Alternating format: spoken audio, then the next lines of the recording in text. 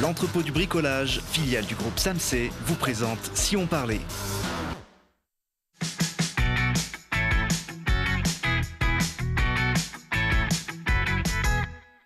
Parce que c'est important de regarder aussi ce qui se passe près de chez nous. Télé Grenoble vous donne la parole tous les jours du lundi au vendredi à 19h15, 20h15 et 23h15. Aujourd'hui, avec nos invités, on va tenter de ne pas perdre le nord.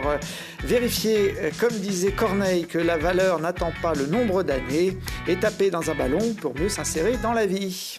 Et pour parler de ces sujets, je reçois Noé Rennes, un jeune guitariste plein d'avenir. Bonjour Noé. Bonjour. Il a encore tout juste 18 ans. Merci de m'inviter. Oui, il est venu évidemment avec sa guitare. En face de vous, Jean-Michel Boucher, président du comité départemental de course d'orientation. Bonjour. Bonjour.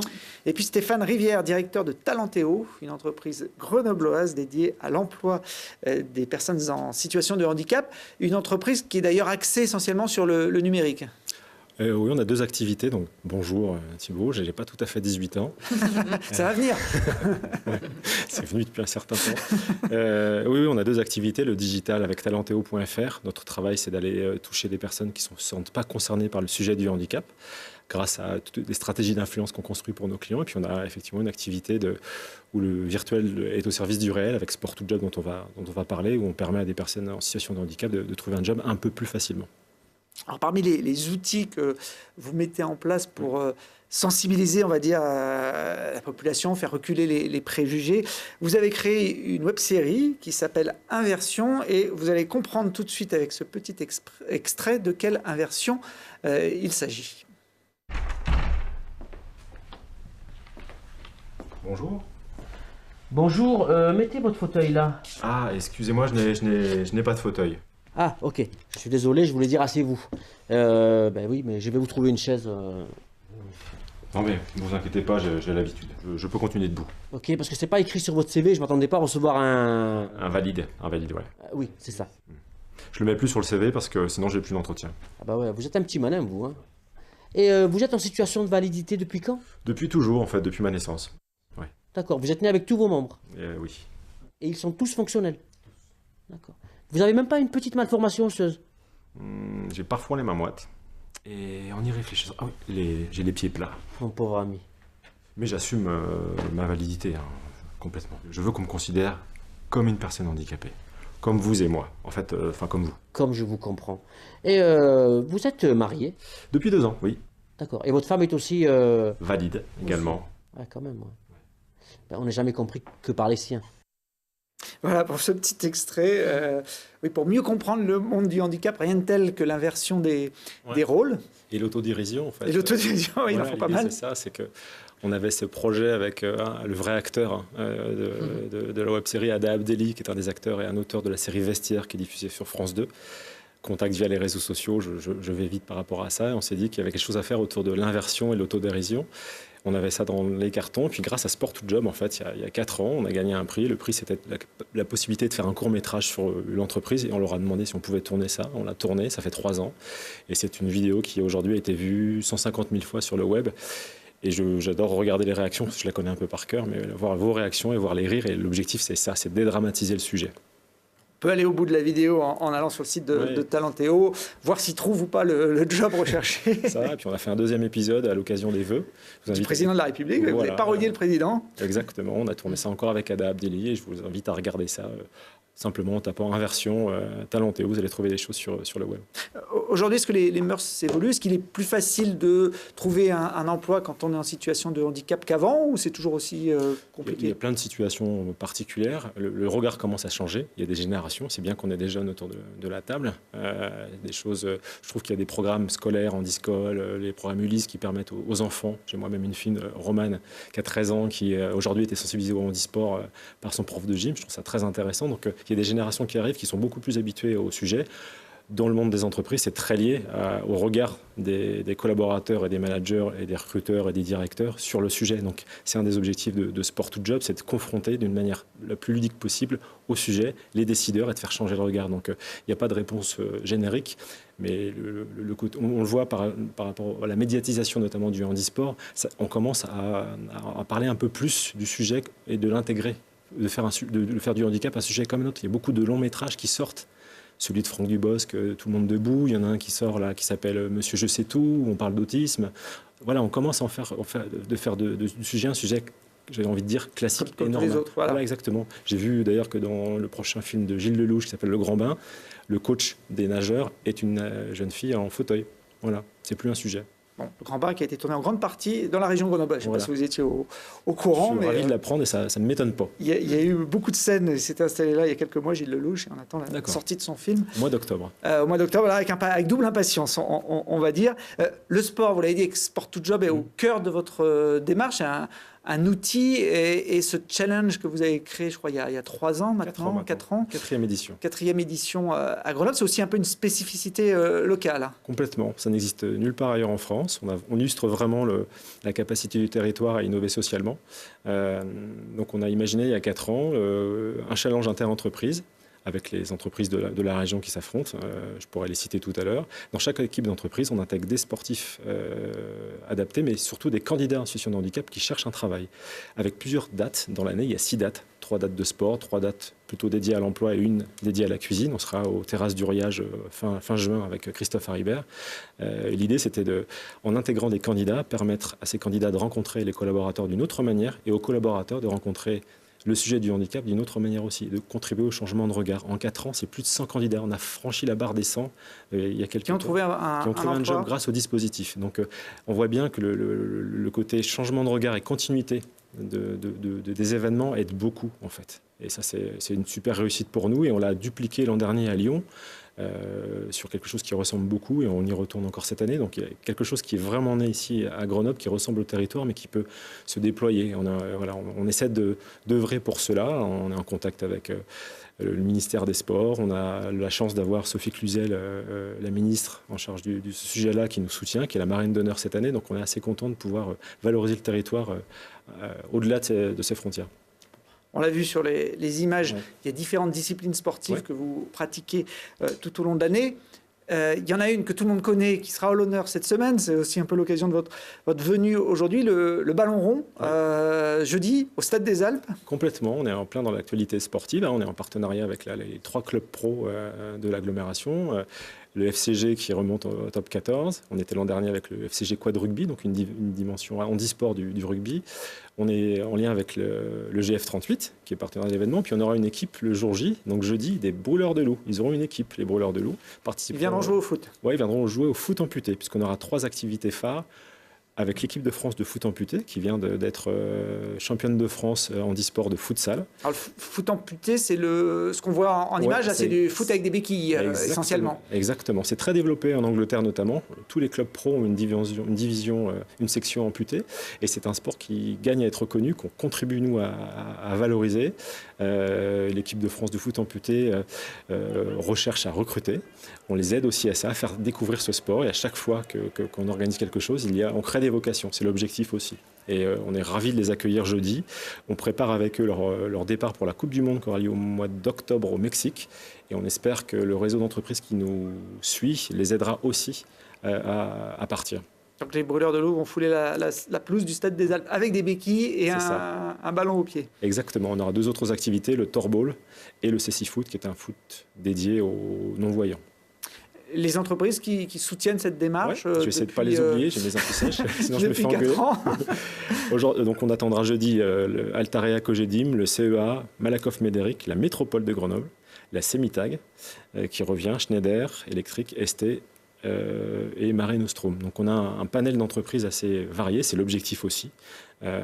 Et je suis ravi que cette année, la métro nous soutienne et intègre une équipe sur l'ensemble des événements, puisqu'on avait beaucoup d'entreprises privées. Là, c'est bien d'avoir des acteurs un petit peu du public, que ce soit la métro ou la Semitag, qui nous a offert la possibilité d'avoir des beaux placards de publicité là, pendant 10 jours, où vous avez peut-être vu des affiches de Sport to Job avec nos amis de l'équipe de France de foot amputé que je salue. L'événement sera ouvert au public. Bien sûr.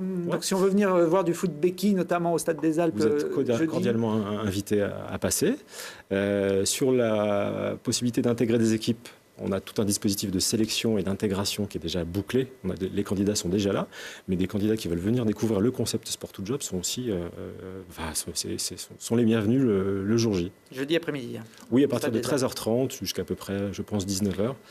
On aura le plaisir d'accueillir nos parrains aussi, qui sont importants.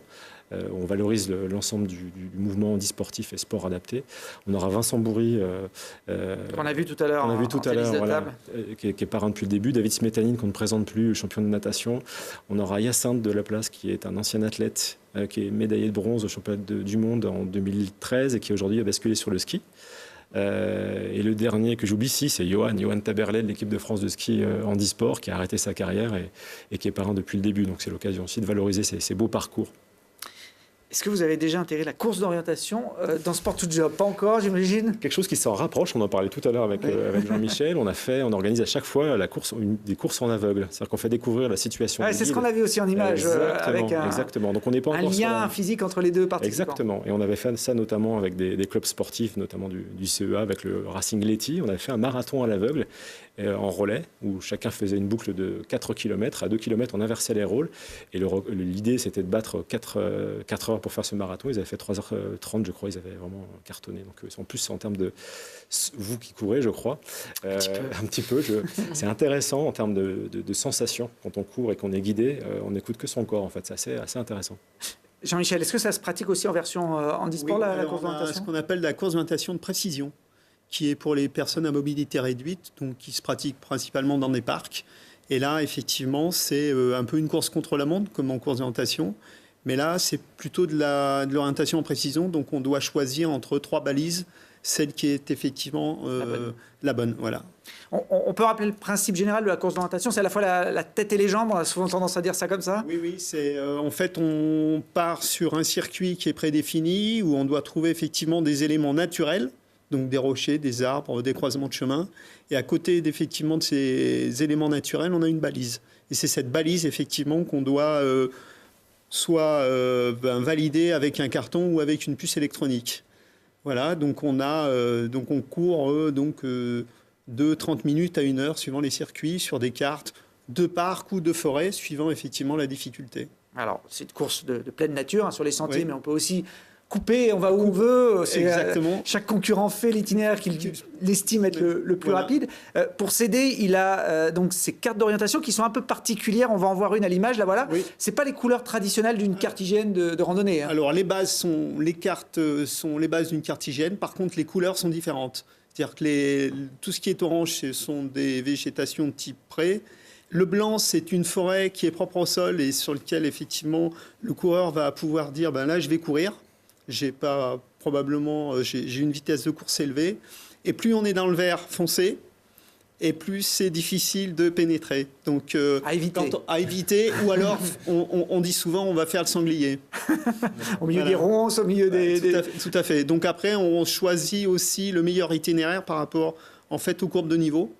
Donc c'est vraiment une course stratégie où on va effectivement définir son parcours entre les 2 balises qui permettent effectivement d'aller le plus vite possible d'une balise à l'autre. Alors les balises sont marquées sur la carte. Est-ce que les concurrents utilisent vraiment la boussole ou on a d'autres outils? Alors globalement, donc, la boussole nous permet d'orienter la carte au nord, d'avoir toujours la carte dans le bon sens, autrement on court dans l'autre sens, et là, ça peut poser problème. On peut courir longtemps. Donc, la boussole sera ça, et quelquefois, effectivement, on fait des azimuts, c'est-à-dire qu'on coupe tout droit.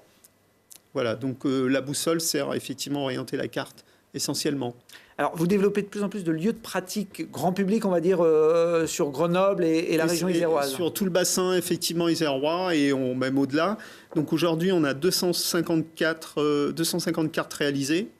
Il y a 22 parcours permanents, c'est-à-dire que les parcours, on a sur le terrain, donc on a la carte et sur le terrain, on a les balises. Et on a 44 parcours à thème. Donc pour un certain nombre de cartes et de parcours permanents, effectivement, c'est disponible en téléchargement. Voilà, là j'ai téléchargé la carte des 7 lots, par Poutel, à quelques kilomètres de Grenoble. On a la carte, on a les indications pour se repérer. Il y a même un petit questionnaire derrière, là à destination des enfants, ludique. Voilà. Et donc on doit récupérer, trouver les 11 ou 12 balises qui sont disséminées sur le périmètre. Sur le périmètre, voilà, tout à fait. Donc on a développé ça en accord, effectivement, avec... en appui avec le département, en accord avec les stations. Donc on en a aussi bien sur la Bastille que sur les 7 lots.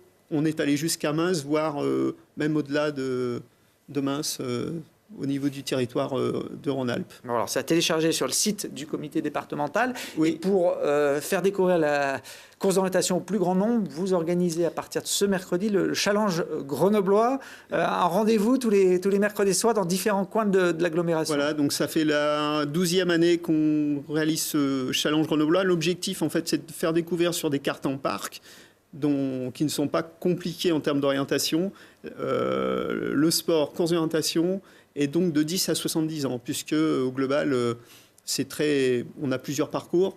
Donc on peut le faire en marchant, on peut le faire en courant. L'objectif, c'est de trouver il n'y a pas de chrono. Voilà, donc voilà, il n'y a pas de chrono. Il y a possibilité de chronométrage. Mais ce n'est pas l'objectif. Mais ce n'est pas l'objectif. Le premier objectif, c'est de permettre à chacun de découvrir ce sport à son rythme. Voilà. Bon, il y a 6 dates, hein. Ça commence donc mercredi à Mélan, le 23 mai à Uriage, le 30 mai dans le parc Mistral à Grenoble, 4 juin à Cessiné et le 13 juin à Voiron. Ouais. Je ne me suis pas trompé. Non, c'est j'ai les bonnes dates. La course d'orientation qui peut se pratiquer aussi sous forme de raid en montagne, hein, sur plusieurs jours. On a plusieurs. On a de la course d'orientation effectivement en raid sur 2 jours. Donc le week-end prochain, il y a le raid au bivouac qui a eu lieu donc il y a 3 ou 4 ans sur l'Anse-Vercors. Donc là, cette année, il est plus en fait dans l'ouest. D'accord. Donc là, on part sur 2 jours en équipe de 2. Sur un raid qui va avec des parcours qui vont de 15 à 40 km par jour pour les élites. Sachant que c'est la distance, on va dire en ligne droite. Donc les coureurs font en règle générale 20 à 30% de plus. Voilà. Donc, le sens de l'orientation. Voilà. Donc après les formats de course, on a aussi l'hiver du ski haut. Donc c'est du ski qui se pratique, c'est l'orientation qui se pratique en skating avec une carte. On a le VTT haut. Donc ça se pratique effectivement avec un VTT. On a la carte sur le vélo devant, donc il faut à la fois regarder où on passe et puis regarder la carte.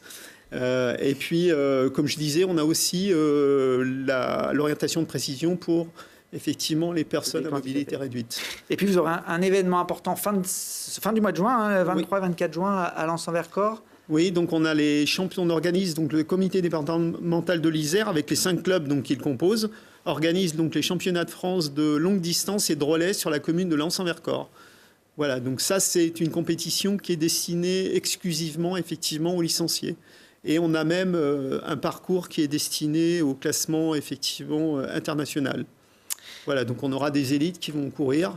Et on aura en même temps la fanfare sur Lens-en-Vercors, puisqu'il y a une animation pour la fête de la musique. Bon voilà, course et musique, ça me fait la transition pour me tourner vers Noé. Je ne sais pas s'il est bon en course d'orientation, mais en tout cas, Moi, je me suis plutôt orienté vers la musique. Voilà, il est plutôt doué comme ça, sur la musique.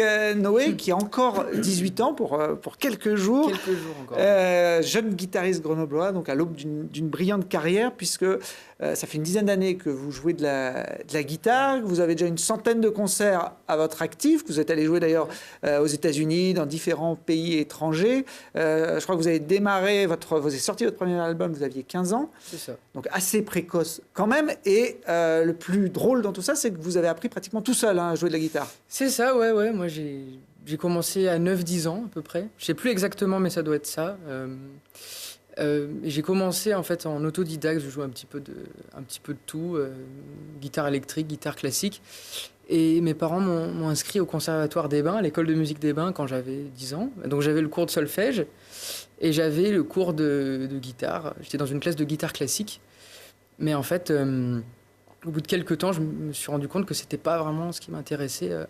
À l'époque, quoi, moi, la musique classique, c'était pas ça. Moi, j'avais envie plutôt d'improviser. J'avais ce truc-là qu'on retrouve en fait dans le jazz. Et c'était ça qui m'intéressait dans la musique, c'était d'improviser. Donc, en fait, mon meilleur prof de guitare, c'était YouTube, quoi.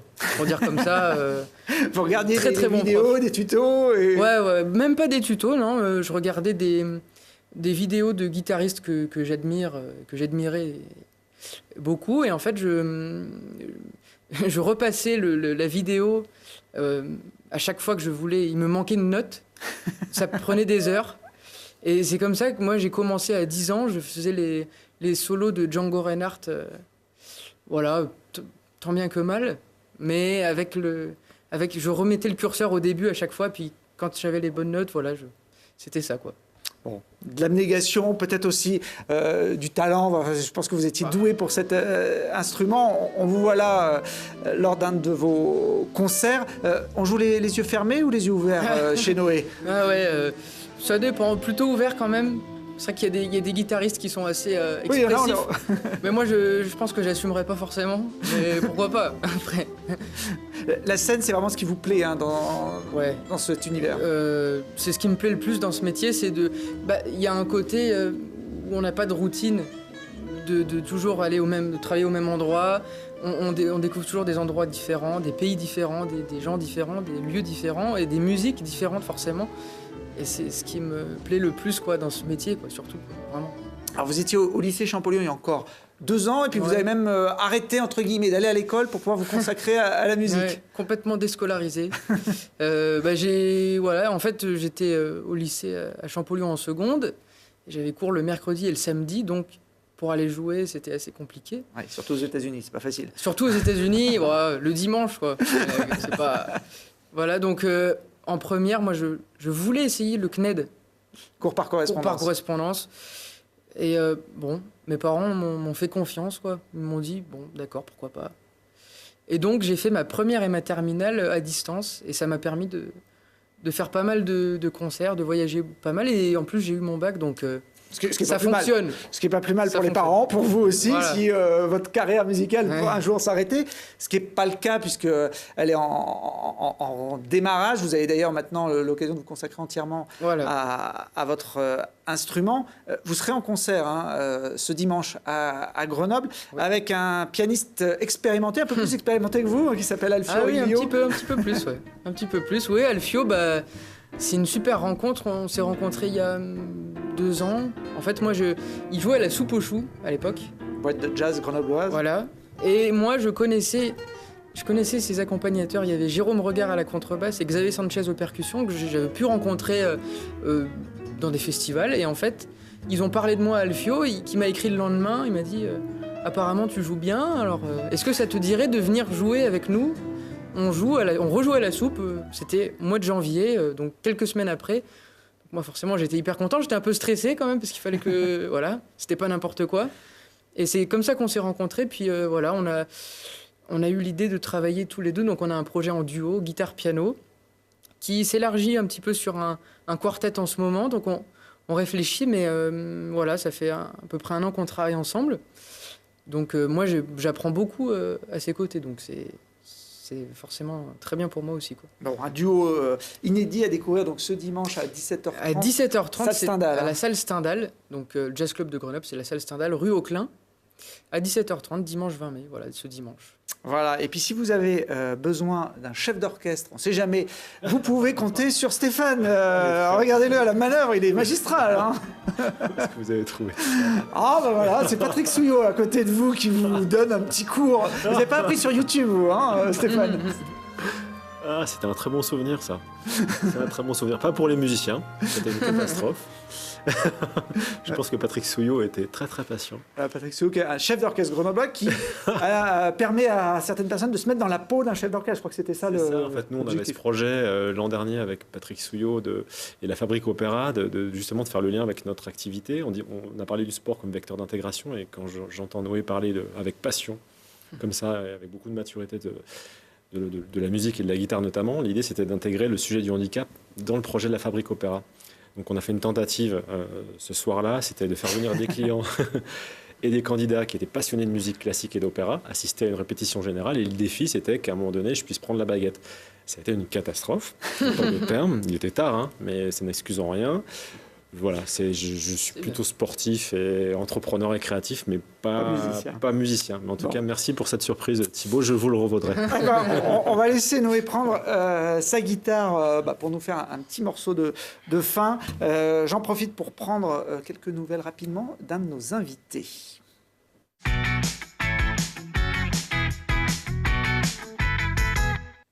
Quand on a le temps de prendre donc des nouvelles des invités qui sont passés sur ce plateau, on en profite. En mars dernier, on recevait Candice et Jérémy de Zizerois qui s'étaient fait connaître du grand public en participant à l'émission de TF1 Koh-Lanta, qui repartaient d'ailleurs pour une nouvelle aventure cathodique, le combat des héros. Et 2 mois après leur passage et le début du jeu, si Candice a été éliminé, Jérémy, lui, est toujours en course et fera même partie des 4 finalistes qui tenteront de remporter les 100 000 € promis aux vainqueurs. La finale aura lieu le vendredi 25 mai. Alors si vous suivez un peu Koh-Lanta, l'épreuve décisive, c'est celle des poteaux.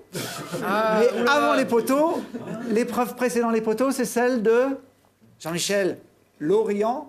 Express. Ah bah voilà, voilà. Donc on espère que Jérémy sera aussi bon que vous en orientation pour empocher ces 100 000 €. Il a prévu d'en reverser une petite partie à Télé Grenoble au passage. C'est pour ça que je l'encourage.